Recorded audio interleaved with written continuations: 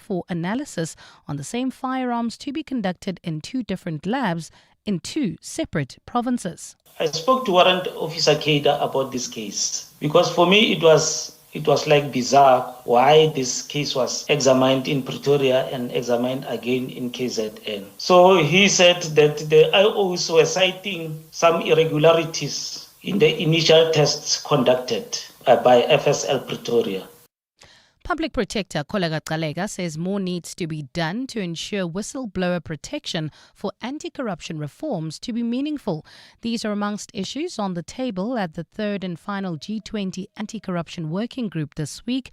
Global leaders are meeting on anti-corruption efforts at the Kruger National Park in Mpumalanga ahead of the Leaders Summit next month. South Africa is amongst governments under pressure to take guidance from the United Nations Convention Against Corruption and seeking ways to enhance existing laws to better support and protect whistleblowers. Speaking at the start of the working group yesterday, Kalega told delegates that whistleblowers are the lifeblood of accountability. The reform journey ahead is both a national and a global responsibility. In heeding the G20's call, South Africa and all member states must honor the courage of those who speak out by providing timely, effective and integrated protection, transforming principles into everyday reality and upholding the rule of law. To this now, Action SA has reinstated one of the 8 councillors from the city of Joburg get fired last month. That decision was taken following talks between lawyers representing the party and the 8 councillors. Last month, the party let the 8 members go, accusing them of not doing their jobs. The group disputed the move, saying the party did not follow due process. The councillors approached the Johannesburg High Court with the aim of interdicting their replacements. Their attorney, Almarie Atterbury, says all councillors want the same thing, and that is to retain their positions. A win for due process, fairness and accountability as we continue our broader case before the court. Education lobby group Equal Education has called on government to use psychosocial measures to ensure that bullying is eradicated at all schools. The plea follows widespread outrage related to alleged incidents of assault and bullying at the Milnerton High School in Cape Town. 9 grade 11 learners from that school appeared in court for assault with intent to cause grievous bodily harm last week. It came after a video of a grade 10 learner being beaten by a group of older boys went viral on social media. Carlo Peterson has more. Equal Education organizer Makanatsa Ziyambi says government has a social responsibility to curb bullying at schools. The Department of Basic Education needs to create systems that can ensure that bullying is eradicated in our schools. They already have them in their policies, but they're not being practiced in schools. Things such as having psychosocial support within the schools. Ziyambi says criminalization of learners is not a solution to the problem. So urge schools and the Department of Basic Education to explore means of restorative justice, have the learners do things such as publicly apologizing to the learner that they harmed. Ziyambi says doing community service and attending therapy sessions are alternative ways to deal with bullying at schools. Carlo Peterson, Eyewitness News. And opposition leaders in Zimbabwe say they will continue with a press briefing today, despite the venue being damaged by a fire. The blaze broke out in the early hours of this morning before parties opposing President Emmerson Mnangagwa's bid for a 3rd term gathered. Prominent critic Ibo Mandaza has raised the alarm on social media, describing this fire as a terrorist attack. Gold is trading at $3,903.62 an ounce. The rand is at 17.26 to the dollar, 22.97 to the pound, 20.11 to the euro, and Brent crude oil is at $65.62 a barrel. And in the traffic heading towards Fourways, there's queuing traffic between Malibongwe Drive and Winnie Mandela Drive. That's on the N1 North. While traveling on the N3 North, we still have got those long-term roadworks taking place right near the Baklu turn-off delays from Marlborough Drive and in Cape Town, in Sea Point at Beach Road and Castle Road. There's been an accident there. Please be on the lookout and drive with care while traffic lights are out of order in Khayelitsha at Alium Drive and Muwe. It's a partly cloudy afternoon in Gauteng with isolated showers and thundershowers expected. Temperatures have peaked at highs of between 26 and 28 degrees, while Cape Town is fine with a fresh southerly wind at a high of 23. The top story in EWN this hour, the Madlanga Commission of Inquiry has heard of irregularities in the ballistic examination linked to the murder of Vereniging engineer Ahmed Swart. EWN, in touch, in tune, and independent. For the latest, visit ewn.co.za or download the EWN app. You're with Mandy Wiener on 702.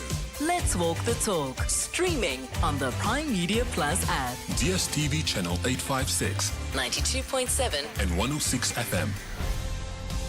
Midday Report with Mandy Wiener on 702 and Cape Talk is brought to you by Nedbank Commercial Banking. Think bigger, think Nedbank Commercial Banking.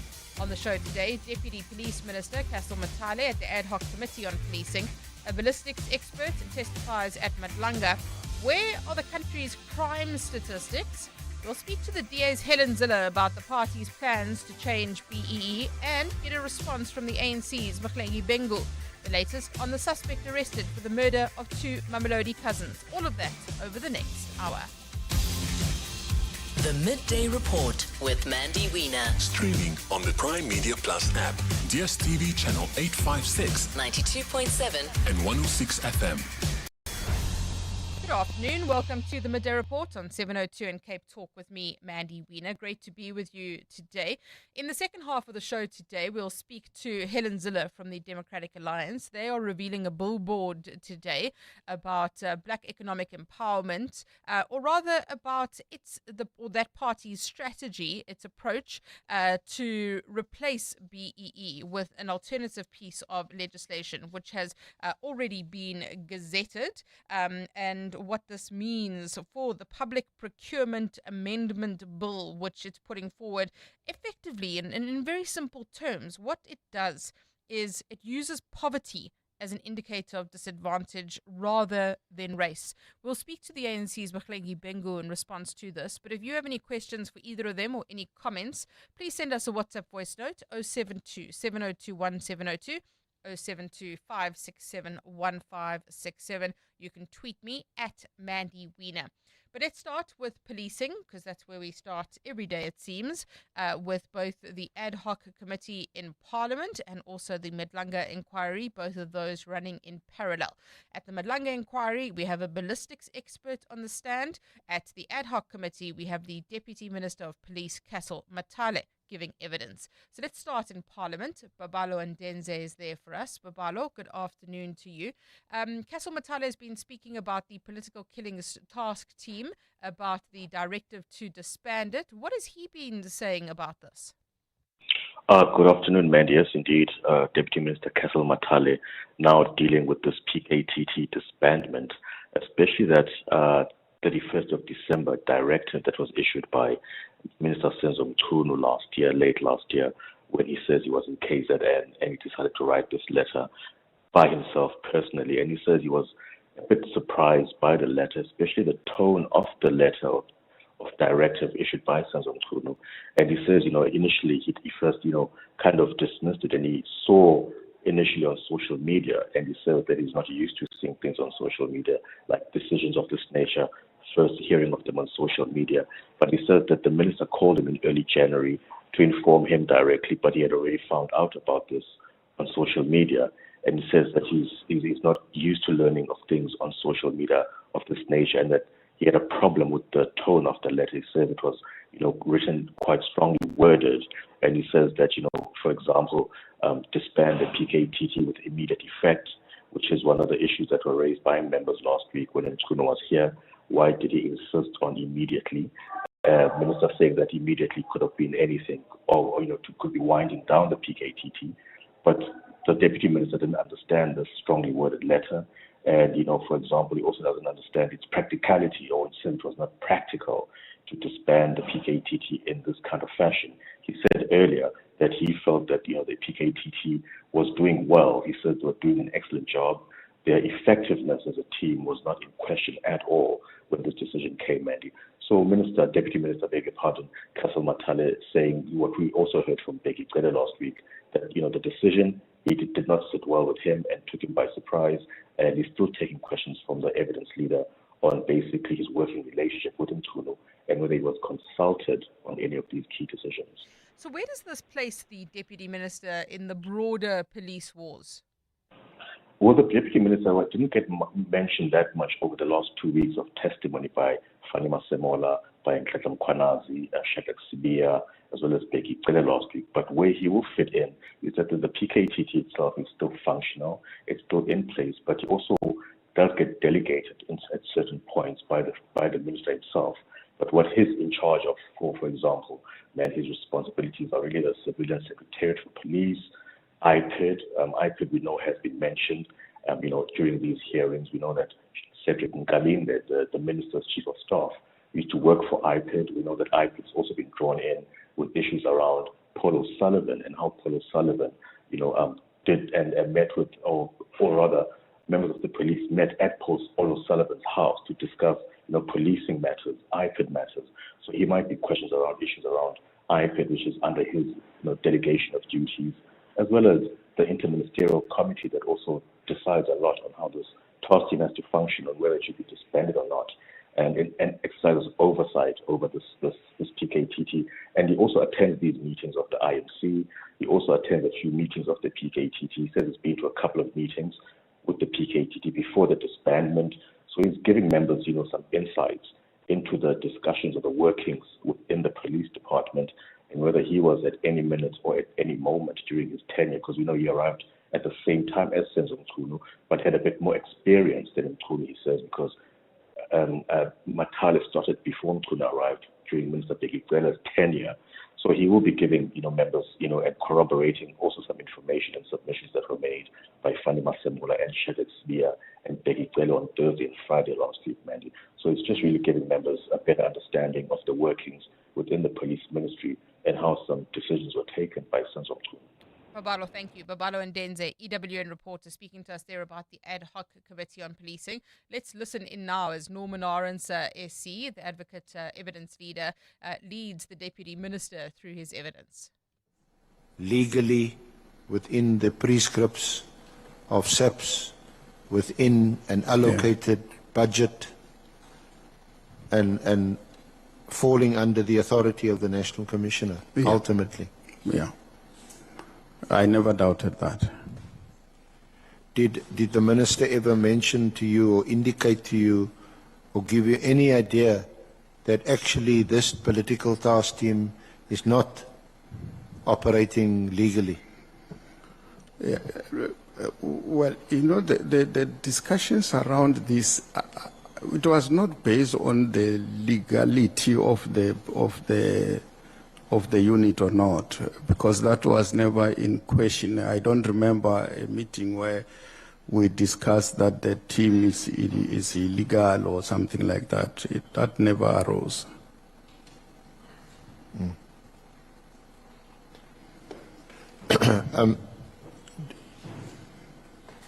Were you at the January the 8th ANC celebrations in, I think it was in Cape Town? Yeah, I was. In Khayelitsha? Yes.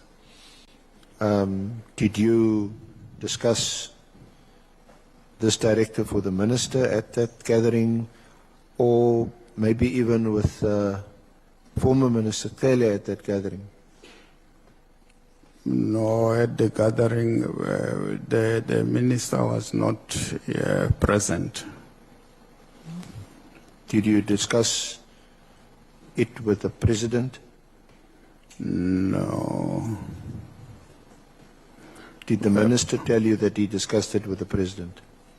Well, he might have discussed with the president, because in our engagement we did say the minister must take the president into confidence on the things that he intends to do. So he must discuss with the president. Whether he discussed with the president or not, I don't know, because I was not in attendance. Cassel Mathale, the Deputy Minister of Police on the stand at the Ad Hoc Committee, Norman Arendse, SE, taking him through his evidence. So that's the Ad Hoc Committee. Let's have a look now at what's happening at the Madlanga inquiry in Pretoria. 2 witnesses today. The first on the stand this morning was Captain Solomon Modisani, who gave evidence earlier today. And then he's the SAPS Forensic Science Laboratory in Silverton is where he works and was deployed to the Political Killings Task Team. The second witness is Captain Meldon Mkhatshwa, who's a senior forensic analyst for ballistics, and he's giving evidence now. Alpha Ramashwana, EWN reporter in studio to take us through that. Let's start with the first witness, Alpha, Captain Solomon Modisane. What did he have to say?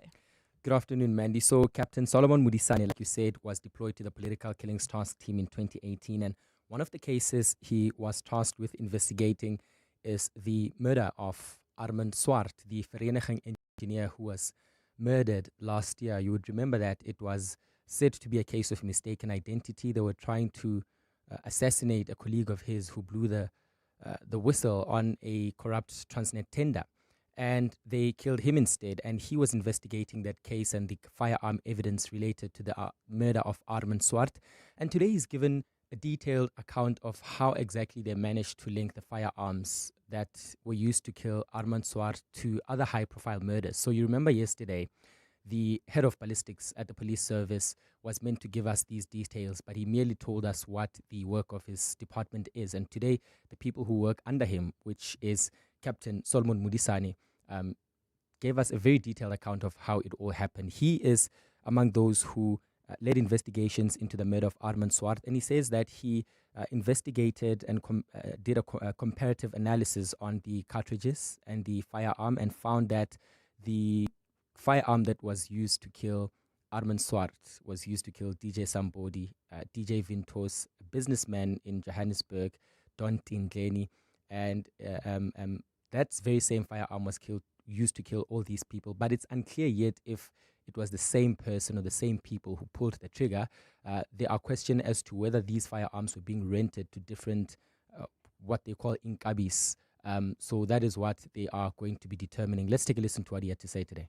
I found that these cartridge cases were fired in the same firearm. So they bear common origin. This specific firearm that I'm referring to, it's a 7.62 by 39 millimeter caliber Russian Kalashnikov model AK-47, full automatic assault rifle. That AK-47, commissioners, is the same AK-47 that was found in the suspects that were arrested in Bramleaf case 149 of 2024.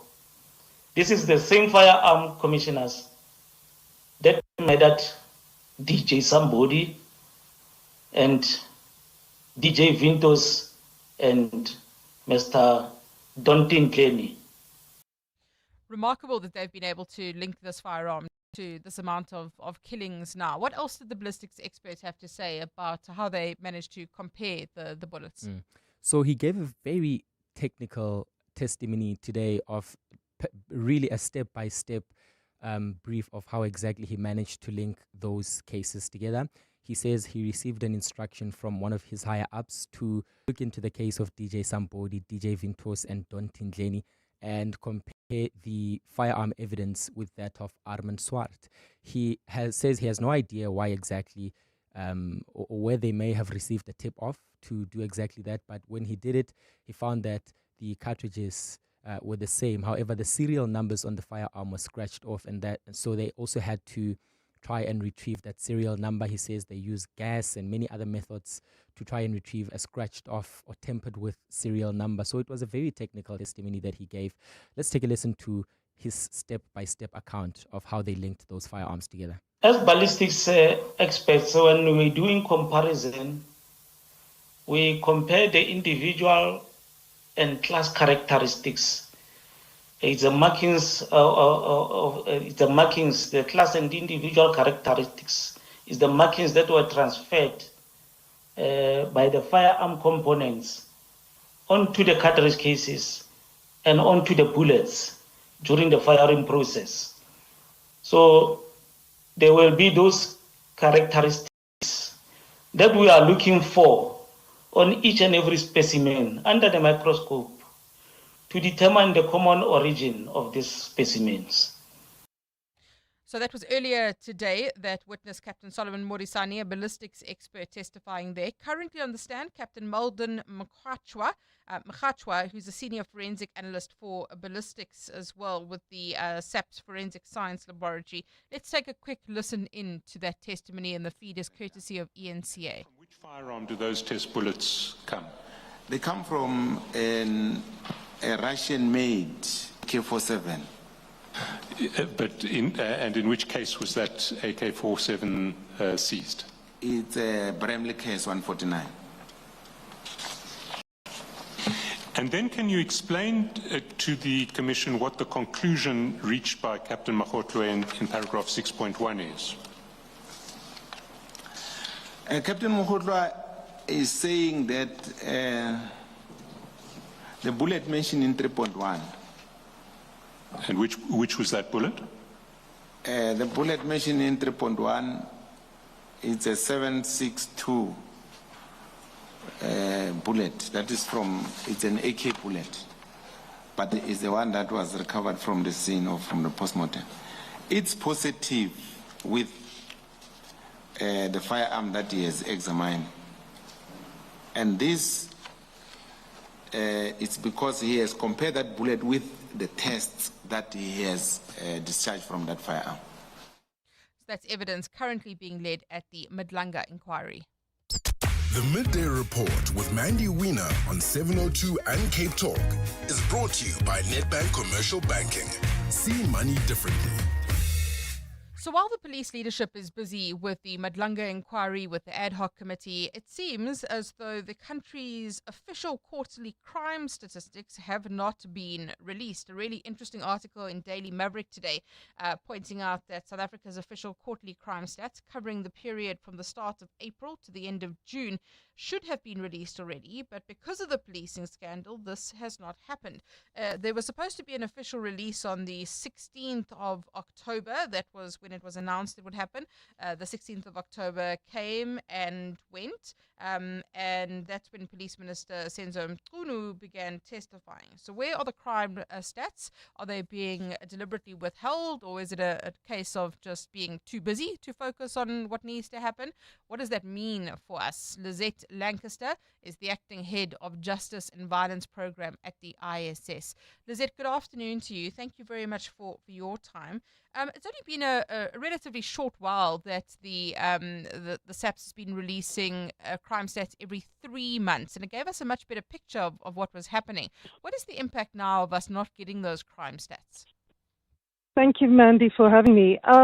Yes, we are very concerned that these releases are not taking place. I mean, as you pointed out, it was meant to be released in sort of towards the end of August, and we actually have quarter two, which would be for the next 3 months, due next month already. So, and also normally during this period, we get the release of the annual crime statistics, which is we deem the official crime statistics that give us trends since about 2003. So the annual crime statistics give us this overall picture. It's validated, it's quite robust of where we're heading. Are crimes going up or down? Which categories are the concerns? Whereas the quarterly crime statistics also give us a seasonal picture. It works pretty much the same as the quarterly labor force survey data, where you see unemployment for the same period the previous year and whether there are comparative increases or decreases. And that gives us a picture of seasonality and whether we are seeing an overall picture that is going up or down, but also it gives us very current data. So it's normally about 6 weeks out of date. And that means it can be used as a management tool. And we can actually respond at a local level or at a community level even if there are challenges in our communities. We know from the testimony of the National Police Commissioner, Fani Masemola, in response to a question from the DA about whether or not it was inner turmoil involving policing that was contributing to the delays, and he acknowledged that he cannot deny that. So what does that tell us about the state of the SAPS at the moment? It seems that there are hesitations. There's obviously almost what seems to be a pause in leadership. People are too scared to lead. And that is problematic because the country is facing increased onslaught of organized crime, as we also hear through these inquiries. We are facing children dying in the Western Cape and Gauteng and the Eastern Cape and KZN in gang shootings. You know, these are serious times and the public is not feeling safe and they need leadership and that type of certainty to know that people are still in charge, that we are seeing our government leaders, you know, still basically at the helm of this country and steering us through this turmoil. Lizette, thank you so much. Lizette Lancaster, Acting Head of Justice and Violence Program at the ISS, speaking to us about the crime statistics still not being released because of the turmoil that's going on within the leadership of the SAPS.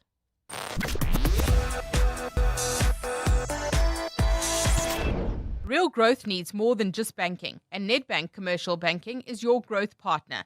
Their team of industry experts understand your business and its potential, offering insight to help you see opportunity where others see obstacles.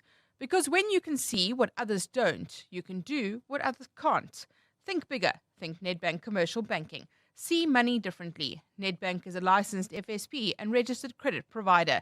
T's and C's apply. Huawei Watch GT6 Series, 2025's must-have smartwatch, introducing the king of power. Up to 21 days of unstoppable battery life in a sleek titanium and ceramic design that's as strong as it's stylish. The Trackmaster with 24/7 heart rate tracking, sleep monitoring, advanced health management, and the world's first cycling virtual power feature. Fully compatible with both iOS and Android. Get yours now from just 169 Rand a month over 36 months or 4,999 Rand at selected retailers. T's and C's apply. What do partners of the Gates Foundation do in facing the world's toughest challenges? They keep going.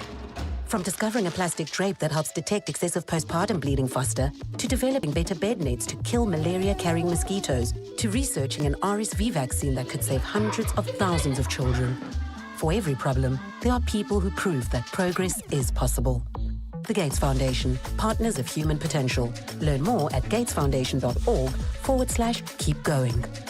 At Auto & General, we understand your business is built on more than just vehicles. It's your stock, tools and equipment, and the premises where you work.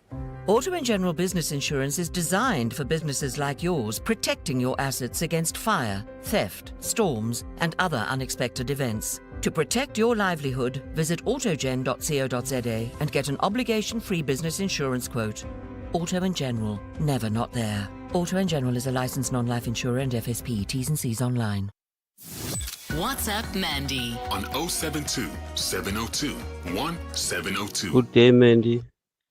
With Senzo Moiwa's case, don't you think we must have a commission? Even the mother is not satisfied with the case in court that is going on. He's not even watching it. He's always just in tears. I think we need a commission for Senzo Moiwa's case. It can't take 11 years and nothing is happening. Thank you. Sure, if there's one politician who continually fails to read the room, it has to be Helen Zille. Race and poverty are intertwined, they are linked. It has been proven that majority of the poor people are African people. So how you separate the two issues is really beyond me. This is Koketso from Joburg. Hey, Koketso, thank you very much for that WhatsApp voice note. So just after the break, we will be speaking to the DA's Helen Zille and to the ANC's Mahlengi Bengo about the BEE policy. So stay tuned. I'll ask her that question. 12:30, time for Eyewitness News headlines.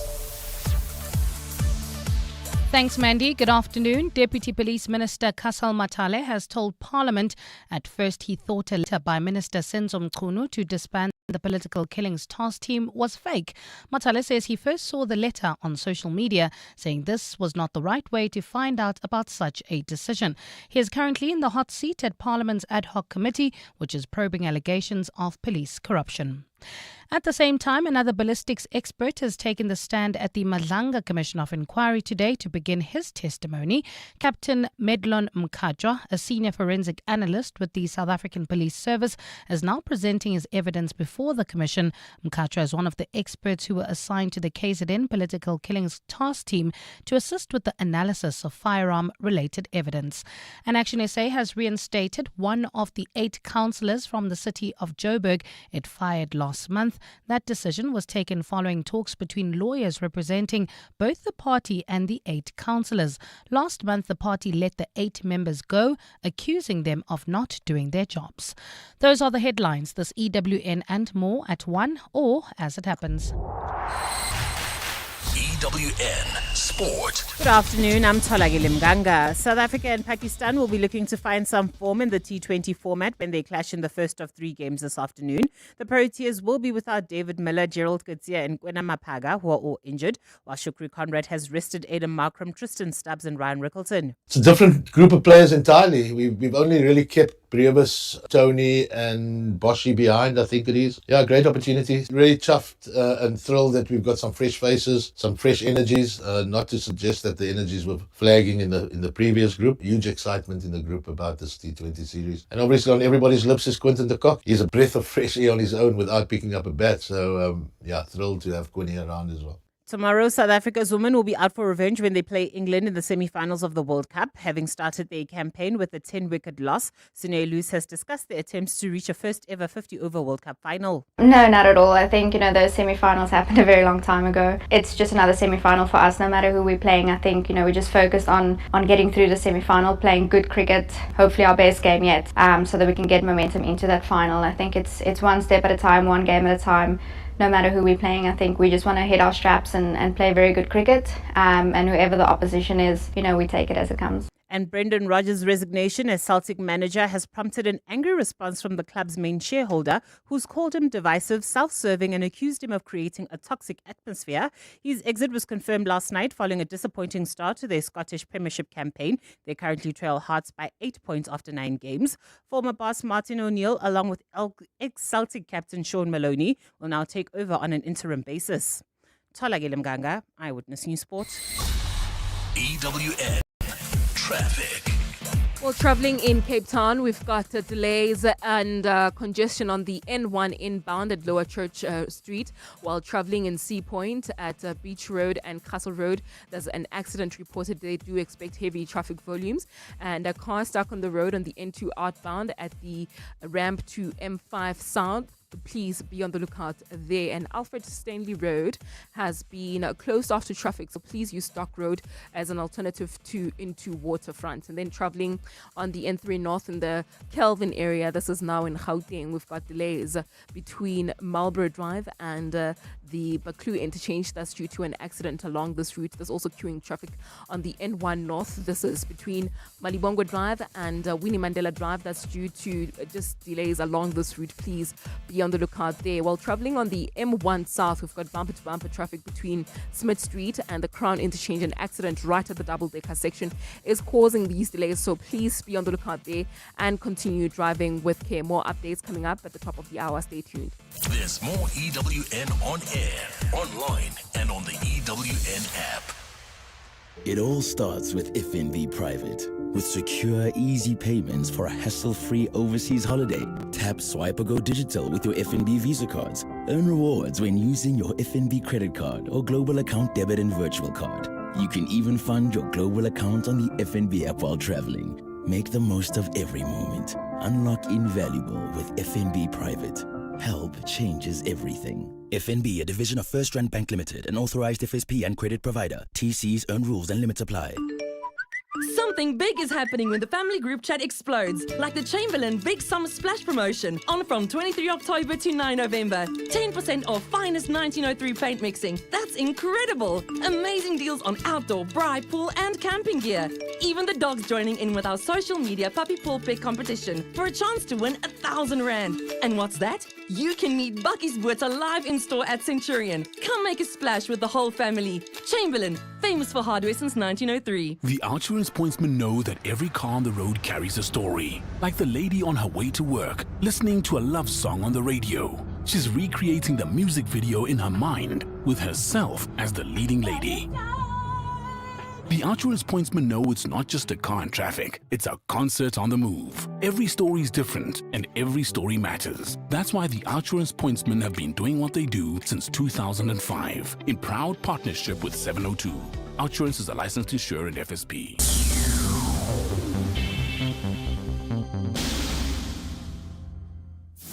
WhatsApp Mandy on 072 702 1702. Good day, Mandy. I'm so agitated by what transpired in my melody with those two teenagers that brutally got killed. I think the police ought to work tirelessly in terms of ensuring that they get to locate those perpetrators and make sure that they do apprehend them. This is totally unacceptable. Yeah, this is Maxwell in Q. Good day, Mandy. I'm so agitated. Thank you very much for that WhatsApp voice note. Lots of WhatsApp voice notes coming through. And we will be speaking about that Mamelodi case a bit later on in the show as well. A number of messages coming through on the WhatsApp line. Mandy, crime stats missing, more likely intentionally withheld. It's abundantly clear that the government nor the police can get crime under control. To get crime under control, it's now time for personal protection to be done away with. It's time for all ministers, provincial premiers, mayors, MECs, including all of the presidents and deputy president, to have their personal bodyguards and the blue light thugs and protection services removed so that they face the same risks that we have to face every day as a result of their incompetence, and allocate these funds to whistleblowers. Did you hear the public protector in the news bulletin speaking about the need for whistleblower protection and how important it is? And we still don't have that legislation. So we've been promised that legislation for years and years and years. It still hasn't actually come through, and even the public protector adding her voice to that. On Twitter, at Mandy Wiener, on the BBBBBEE plus thing, I believe it's out for public comment. Where on earth does the public go to comment? Google search comes up with nothing. I don't know. I haven't actually had a look at that. If anybody does know, or I will ask the DA as well. We are due to speak to Helen Ziller about this happening at the moment. That event currently underway. The DA is revealing a billboard that they're putting up to motivate for their policy or their legislation. They have gazetted a public procurement amendment bill for public comment, and they're unfurling a huge billboard to drive support for that bill. As soon as we can get through to her, we will speak to Helen Ziller. The Midday Report with Mandy Wiener on 702 and Cape Talk is brought to you by Nedbank Commercial Banking. See money differently. I can see on ENCA, it says BEE made ANC elites rich and left SA poor. That's the big billboard that is currently being unveiled. That's on the one side. The other side, it says choose real opportunities for all, vote DA. You can see we clearly are in local government election territory at the moment. That billboard's just been revealed. We'll chat about that in a short while. But firstly, let's go to Mamelodi, where two young women were killed over the weekend. The bodies of the women, who are cousins, were found on the side of the road. They had been shot execution style. One person has been arrested and will appear in court tomorrow. But let's find out from the reaction there from the community. Khomotso Modise, EWN reporter, joining us now. Khomotso, good afternoon to you. I imagine a great deal of shock, anger, the full spectrum of emotions. Yes, Mandy, good afternoon. I mean, in addition to the shock, but also it's been incredible to see how the community here has just come together to support the Muramago family that is grieving out after the loss of their daughters, Tiamo and Baliseng. We've been seeing community members walking in and out here to offer their condolences, but also asking this family how they can support them during this difficult time. I've been speaking to some community members here, Mandy, who have told me that, the house of the suspect, the 38-year-old man who was arrested by police yesterday, was torched after the ordeal. And I'm standing at the house right now, Mandy, and I can see that this house has been torched. Everything inside really set alight, and it's just the structure now that stands here. And of course, no one wants to incriminate themselves or to say that they were behind this, but members of the community are saying that an angry mob came here after they heard what happened, and they decided to set this house alight in retaliation. I think the people of Mamelodi are more angry that this could have happened to these two young ladies less than a kilometer away from their home here in Mamelodi East, and they're calling for justice. They say they will be present in court tomorrow as he makes his appearance, and they want to see this case through to the very end, and they want him behind bars for a very long time. Khomotso, thank you so much. Khomotso Modise, EWN reporter in Mamelodi, for us reacting to that story of the two young women, the cousins who were killed over the weekend. That man will appear in court tomorrow. Oh, dreamers. They love to watch the dice roll, chasing that rush, that one big win. But then there's a different kind of player. Those who rely on strategy and not chance. Who know that winning is earned. Those people play with SportPesa. SportPesa. Make it count. SportPesa is licensed by the Western Cape Gambling and Racing Board. No person under the age of 18 permitted to gamble. National Responsible Gambling Program toll-free counseling line 0800 006 008 or WhatsApp help to 076 650 710. Winners know when to stop. Think about 6 years ago when Amapiano was just a musical instrument. When streaming meant watching water flow, not videos online. And remote work was only said when your remote batteries died. So it makes you wonder, what will the next 6 years bring? Hino trucks now come standard with a 6-year drivetrain warranty, covering everything from pistons to gears. So although a lot can change in 6 years, our warranty promise won't. T's and C's apply. Hino, all the way. Let's count backward. 5. Insurance. 4. Pineapple. 3. Insurance. 2. Pineapple. 1. You're under. Pineapple FSP 48650 is underwritten by Omart Insure Limited, a licensed non-life insurer and authorized FSP. 702. Mandy Wiener. Weekdays, 12 to 1 p.m. The Democratic Alliance announcing its next step in its mission to repeal broad-based black economic empowerment. They have already gazetted the Public Procurement Amendment Bill. Now today they're unfurling a huge billboard. We're supposed to be speaking to Helen Zille now, but that program is delayed. So she has literally just stepped up to the podium, which is why she's not speaking to us. So let's take a listen to what Helen Zille is saying there. Not on race. We can measure poverty, so we don't need race as a proxy. We can design our policies to help the poor up the ladder, not re-enrich an already obscenely enriched elite. And that is the choice facing South Africa, and we hope more and more people will make the choice that puts South Africa on the path to economic prosperity. Now, politics is a long game. And you're lucky if you've been around enough to see your ideas and your policies land in the public mind. The DA actually designed our policy, that is summarized on the billboard behind me, in the 1990s, when the ANC first conceptualized BEE and cadre deployment as their official policy. And at the time, I remember it absolutely clearly because it was the C's in a row, we said cadre deployment would lead to the corrupt and criminal state. we were understating it. Cadre deployment will lead to the corrupt and criminal state. And of course, everybody at the time called us racists. Why not? What else is there to say? They said we were against this because we didn't want black people to succeed.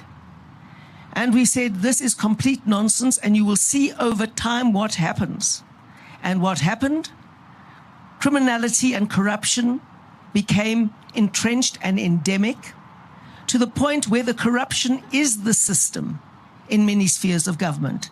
It's not disrupting the system, it is the system. And if anybody tries to disrupt the corruption, like Thomas and Marie Kluter, like Babito Deokaran, like Boa van Niekerk, they get killed because the edifice of the state, which is the edifice of a party that is a criminal syndicate, cannot be threatened. I've been completely shocked in scratching the surface of Johannesburg to see just how much corruption is the system. And at the time we said this will lead to the corrupt and captured criminal state. And that's exactly what happened. And when Jacob Zuma used to say, I did nothing wrong, I was just applying ANC policy and BBBEE, he was quite right. His capture of the state, his abuse of state institutions, and the application of the policy that has impoverished South Africa is ANC policy. And Jacob Zuma was quite right. Why are you picking on me? Everyone is doing it. Now, of course, that's no excuse in law. But like Jacob Zuma, many, many more people must have their day in court. And the progress of the National Prosecuting Authority on this issue has been a desperate disappointment to all South Africans. BBBEE and state capture have resulted in massive impoverishment for the majority of South Africans. Why? Because the only chance you have of getting a job is if the economy grows. And if there's been corruption in the municipalities, as we've seen, and the money has been stolen, and you don't get water, electricity, refuse removal, sewerage, and all of those services, no one is going to invest. That's why we've seen a mass exodus from many parts of the country to areas that are governed by the DA. And there you see how unemployment comes down. Because when people who have an idea and want to invest see a city and a town that works, their money goes into investing there. In Midvaal, in this province, where the DA has been in power since... I played rugby. Helen Zille speaking there at the unveiling of this billboard taking place at the moment in support of the DA's new draft legislation to repeal broad-based black economic empowerment. It has been gazetted, the Public Procurement Amendment Bill, for public comment, and now that big billboard being unveiled there. And what it says on that billboard, I did read it out a bit earlier to you, but it says, BEE made the ANC and the elite rich and left SA poor. Choose real opportunities for all. We are hoping to speak to Mahlengi Bengu, the ANC spokesperson, to react to that. But let me know what you think. So long. Send me a WhatsApp voice note, 072 702 1702, 072 567 1567. Huawei Watch GT6 Series, 2025's must-have smartwatch, introducing the king of power. Up to 21 days of unstoppable battery life in a sleek titanium and ceramic design that's as strong as it's stylish. The Trackmaster with 24/7 heart rate tracking, sleep monitoring, advanced health management, and the world's first cycling virtual power feature. Fully compatible with both iOS and Android. Get yours now from just 169 Rand a month over 36 months or 4,999 Rand at selected retailers. T's and C's apply. Zinzi, the Gen Z. Word on the street is you sold your car. Yes, and you know I needed a glow up. Hashtag no hustle, no hassle. So wait. The influencer got influenced by We Buy Cars. Oh, yeah, no, absolutely. And they came to me. They checked the car, they gave me an offer. Oh, and they paid me immediately. Easier than an Insta Live, without the weird DMs at 2 a.m. I didn't understand half of the things you just said, but hey, We Buy Cars. Geared for the glow up geared for you. The outsurance pointsmen know that every car on the road carries a story. There's a car with a nervous but excited first-time driver waiting for the perfect gap to switch lanes. I can do this. The pressure. The outsurance pointsman knows it's not just a car in traffic. It's a sense of freedom and independence on the move. Every story is different and every story matters. That's why the outsurance pointsmen have been doing what they do since 2005 in proud partnership with 702. Outsurance is a licensed insurer and FSP. 702, the Midday Report, Monday to Friday. 12 to 1 p.m. 12:50 on the Midday Report with me, Mandy Wiener, on 702 and Cape Talk. We are hoping to speak to Mahlengi Bengu, who has just joined us in response to the Democratic Alliance unveiling that billboard. You were listening in there to Helen Ziller explaining why race should not be used as the defining factor, but rather poverty should be used as a proxy for race when it comes to empowerment. Mahlengi Bengu is the ANC spokesperson. Mahlengi, good afternoon to you. Thank you very much for your time. Firstly, let's start with the ANC's position on black economic empowerment. Does the ANC believe that this is still a policy that works when it comes to empowerment, or has it not matched expectations for the ANC? Now, certainly a policy that still works and that South Africa still requires in order to address the inequalities or inherited inequalities. And if there are any changes about the policy that are anticipated, there obviously are processes that can be followed, through Parliament, but we are not going to be party to a race-based anti-redress, anti-transformation tirade of the Democratic Alliance. We are not going to be part of that. And I would say that, in fact, judging by the statements made by the DA in respect of the triple BE law, is for them, basically, they are affirming that the future is white and the future is male, because triple BE fights on both fronts, both in terms of gender as well as in terms of race. I want to say that Helen, in her articulations, I'm sure she'll come and speak to you tomorrow whenever, really is a representation of privilege. For anyone that says triple BE is an affront and that it is race-based, it's actually just embarrassing, because indeed we've inherited a country that has high levels of inequality. At the dawn of democracy, triple BE was conceived for the same reason that you needed policies of that nature that are referred to as redress policies. Right. So, failure to appreciate that, Mahlengi, I think we're just losing your line there briefly. Are you still with us? Mahlengi? Okay, her line has dropped, unfortunately. I want to try and get her back because there are some questions I would like to ask her, particularly around the fact that the framework uses poverty as an indicator of disadvantage rather than what the DA is calling crude and divisive a category of race. Mahlengi's back with us. Mahlengi, can you hear us?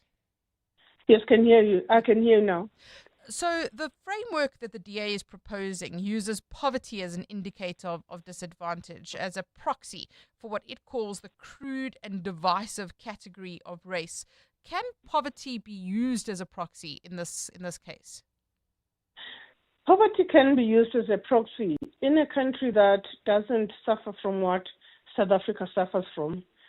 Extremely high levels of inequality, acknowledged worldwide. And these are not simply things that are just about referring to the past for the sake of it, but it is the reality that we have 31 years old of political democracy, and I will say formal democracy, because economic democracy and all of those things will go on and take a longer period of time to achieve. We're talking about a country that has endured centuries of colonialism, and you then come in, put in place a constitution and various laws that are seeking to undo that. Somewhere midway or quarter way, you say, no, we are not going to do this. We must actually focus on everyone. We must focus on poverty. Indeed, even if that was to be applied, it will still be clear that those that were historically oppressed still are at the margins of economic participation, of opportunity, and all of that. Mokgwengi, the ANC and the DA govern together in a government of national unity. What is the status of your discussions around economic policy and BEE? There were reports at the weekend, I think in City Press, about the fact, quoting unnamed sources, that the ANC will be speaking to the DA about this, but also concerns that the faction within the ANC that is against the DA being in the GNU could be emboldened by this issue of BEE. What is the current status of that? Well, indeed, Mandy, we continue to participate and lead the government of national unity in South Africa in the interest of the people of South Africa. That is the one aspect. The second aspect is that we continue to be an organization that has a set of policies. Now, where we butt heads with any party, including the Democratic Alliance, there are mechanisms for conversation and for finding one another. And in this instance, the DA has not reached out to the ANC, has basically decided to do what they are doing, which is behaving as a governing party, extracting the perks of being in the executive, as well as at the same time continuing to behave as the opposition. And so this is the DA in opposition, and their conduct will be met by the same level of engagement by the African National Congress. But let me indicate that the ANC has a responsibility to society, has a responsibility to our country. We cannot embark on acts that will, in the ultimate end, result in more polarization, more disunity, and also acts that take away or chips at strides that have been made to achieve a non-racial society, which we have not yet achieved, but we are working towards achievement. So the DA has that poetic license in a fashion that in the way that they've fashioned themselves as both in government as well as in the opposition. We don't have that latitude, the luxury of, we just don't have that kind of, we have a responsibility to unite South Africa. The ANC was set up for that. Mokgwengi, thank you very much. Mokgwengi Bengu, ANC spokesperson there, reacting to what the Democratic Alliance has announced and that billboard that they've put up. Lots of messages coming through. Pam says the ANC does not lead the GNU. It's part of a coalition, and as such, please tell the ANC spokesperson this. And then another message says, I support the DA. What has BBBEE brought? A few other things there, and lots of WhatsApp voice notes coming through as well. Let's take a listen. Hi, Mandy. Mandy, as usual, they come up with a great strategy, the DA, brilliant. And then they go and ruin it by politicking using victims and using their names as part of their political ploy. They could have made their point without having to mention Babita Deokaran's name or the other gentleman from the Val. Do not try and benefit or profit from other people's misery. That's where they've lost it. Again, they always come up with good tactics and then they just go and ruin it by doing the most stupidest of things. Hi, Mandy. It's Rudolph here from Alberton. I just want to say something about this. All our politicians in South Africa, nobody is taking a responsibility for what's happening. Everybody is blaming somebody else. Maybe Mbeki did it, maybe John Steenhuisen did it, maybe Corné Mulder did it, maybe Julius Malema did it. But who says, listen here, I made a mistake, let's fix this. Nobody's taking responsibility for nothing.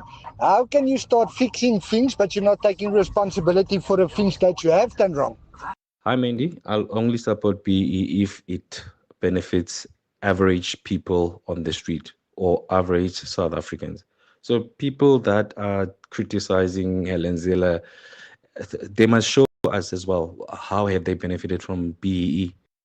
Thank you very much. Lots of reaction there. I'm sure that will continue throughout the afternoon as the DA reveals that billboard and the ANC responds. The Midday Report with Mandy Wiener on 702 and Cape Talk was brought to you by Nedbank Commercial Banking. Think bigger, think Nedbank Commercial Banking. It's 1 o'clock. This is EWN. Mathale says decision to disband political killings task team caught him off guard, and another ballistics expert in the hot seat at the Malanga Commission.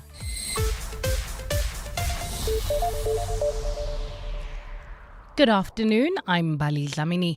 Deputy Police Minister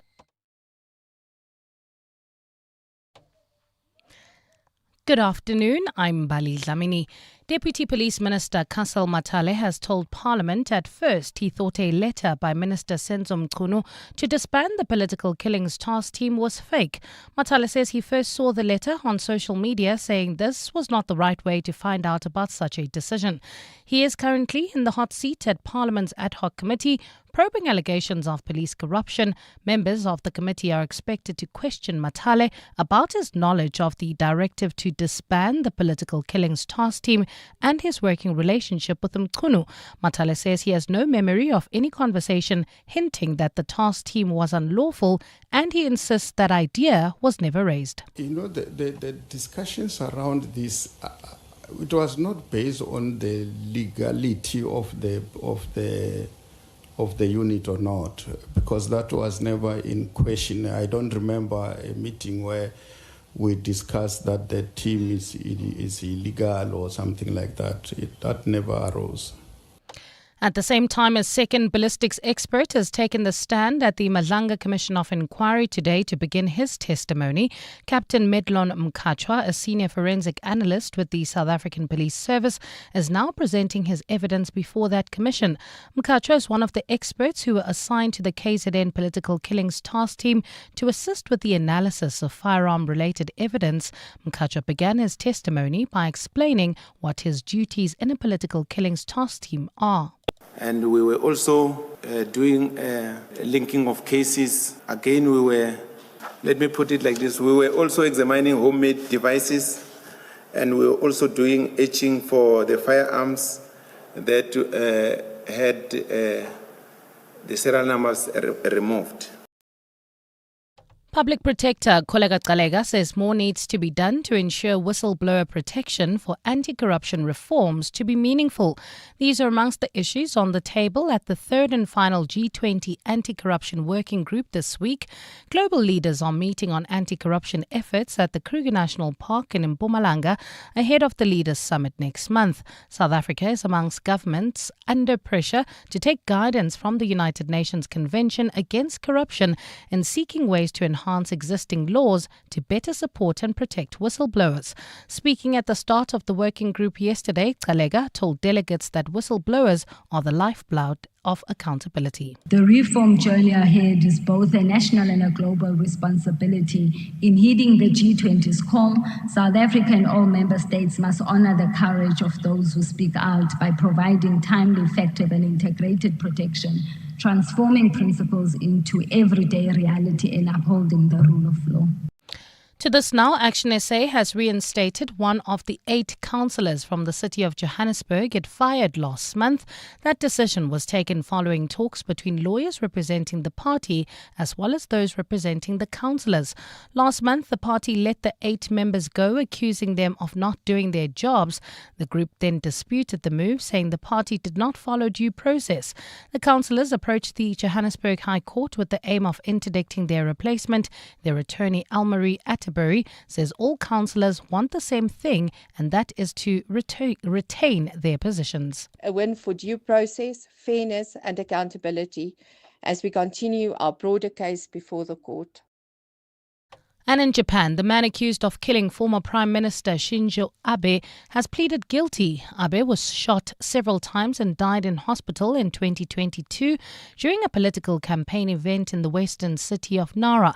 Local media says 45-year-old Tetsuya Yamagami told the court that everything he is charged with is true.